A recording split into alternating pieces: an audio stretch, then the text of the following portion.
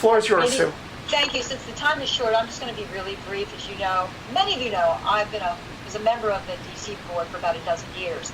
But I've been in SPJ since I was a sophomore at the University of Maryland, which was then Sigma Delta Chi, and you had to be nominated and elected to be a member of SPJ or SDX.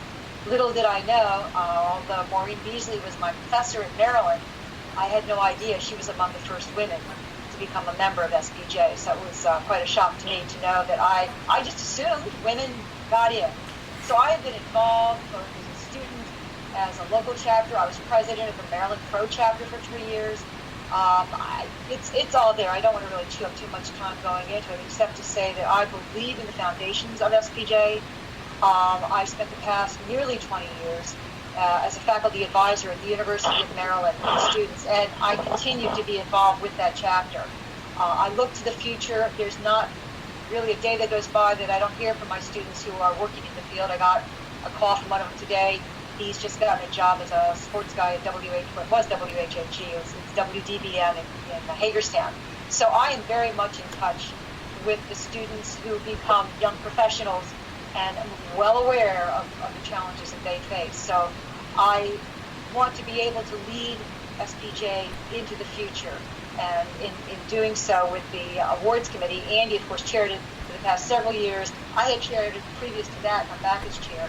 And we are trying to shake things up a little bit to better address the evolution that's taking place within our industry and to make certain that good journalism is awarded regardless of the form it takes. So I'm welcome a lot of questions. Wonderful. So with that, thank you, Sue, for that brief introduction. And I think that all of these candidates would like our board's endorsement. That's a question that the board will need to take up later in the meeting when the candidates are offline. But if anybody now has questions for Sue, please go ahead. I have one. Go ahead. Is that Amy? Amy. Were you, how are you doing? Were you on the board of maybe the vice president or campus chapter affairs when the, I think it originated on the board, and then it came, I'm on the National Bylaws Committee, and we had to rewrite the language as far as reducing the size of the board. But I can't remember exactly where that originated. I'm thinking it was on the board, but were you on the board when that? Yes, I was. That was Patty was appointed the chair, and I was on the board at the time. I fought hard because I was concerned that the student representation and the students' interests were going to be completely obliterated, and to some degree, frankly, I think they have, which is unfortunate. You've got to have folks there. I mean, this was an organization that started as a student organization, so we made some accommodations there, but it's only the first year of the shakedown, so I'm not sure where it's going to go, but I was there. Are there any other questions for Sue? Yes. Yeah, hi. Yeah, go ahead. So I was going to ask you, as president, what would be your top 2 priorities in the year that you, both leading up to and when you would be president, assuming, what I'm asking you, your top 2 priorities? I will give you some sense, but I'll tell you, with the pandemic, so much is changing within the industry, with the contractions and the eliminations of, we are in such flux, and we're bleeding journalists.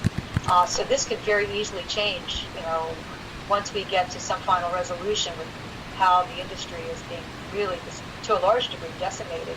I mean, I live in Annapolis, and the Capitol, as you know, is losing its own newsroom. I mean, this is an organization that has already had 5 members who have, none of us, I don't think, hopefully, will ever have to be subjected to what they're subjected to.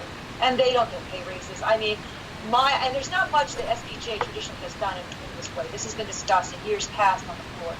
One of my top priorities is to broaden our tent for membership. I think we tend to be stuck in a very traditional model of journalist, and I think there are a lot of others who are contributing to the journalism product that we have to let them know that there's a home here. We represent their interests, and we will work to bring them in, engage them. And there are 2 other things. I think our legal defense fund and our ethics hotline are 2 resources that are underplayed. I venture to say most members have no clue as to what either one of them does.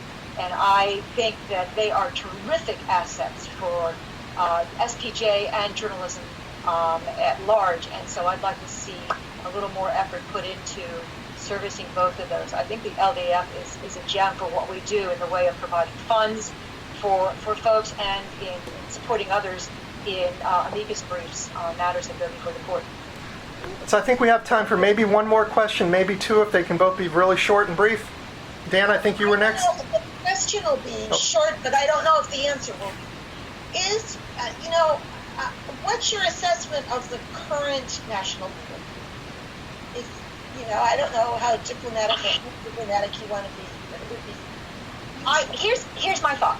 You've got good people on the board, but it's changing. I mean, that was, it was kind of a transition period. Look, we've gone from this massive board down to 9, and I think we're still going to be a couple of years of shaking down to figure out where things go. I think it's important to keep in mind. That's why you need strong leadership, and that's why I think I bring to the board, which I was always talking about, the various things that we have gone through in our transitions. I mean, I've been a member for 47 years, which is really scary for me to think of. I don't think of myself in that thing quite. But we've tried and failed and tried and failed in the personality conflicts. I will tell you this much. I think the personality conflicts, for the most part, this year have been subdued, which is good. I mean, you want to be collegial and work together and have a purpose and a goal. And I think as in a transition year, they're working hard just to keep things rolling. But I'll give them credit, again, this pandemic in basically ruining everything we've ever had planned, focusing on providing services just like the DC chapter has, and online is the way to go in many respects. It keeps people engaged and keeps them involved. You fall off the cliff, they're not coming back. So Dan, do you have a quick question? You were next in line. No, we can move on. Okay. Does anybody? Some fun. Well, you can send me the note, Dan. Yeah. Did anybody else have an urgent question for Sue before we move on? I just wanted to ask her about to comment on the PIO/FOIA issue and what she thinks National can do to help support Catherine and other efforts. I think Catherine shared my remarks to her, what I had written out. My thinking is kind of twofold. I think we can I think we should do more to make journalists aware they can ask and if not demand to see the regulations, which they say prohibit someone on the staff speaking directly to the media. I think education is essential. I look at younger reporters, and we cover a lot in all of our programs, but I think particularly confrontation is not an easy thing, so I think education is essential to that. Number 2, again, I go back to the Legal Defense Fund, which is good when it comes to joining in lawsuits and making arguments before the court, because frankly, this is going to be, so many of these things end up in the court, and that's the only way. You're going to take money. We have some money. I don't know that we have enough to be able to singularly front something like that, but we could be, helping to coordinate that, and because the LDF does this all the time.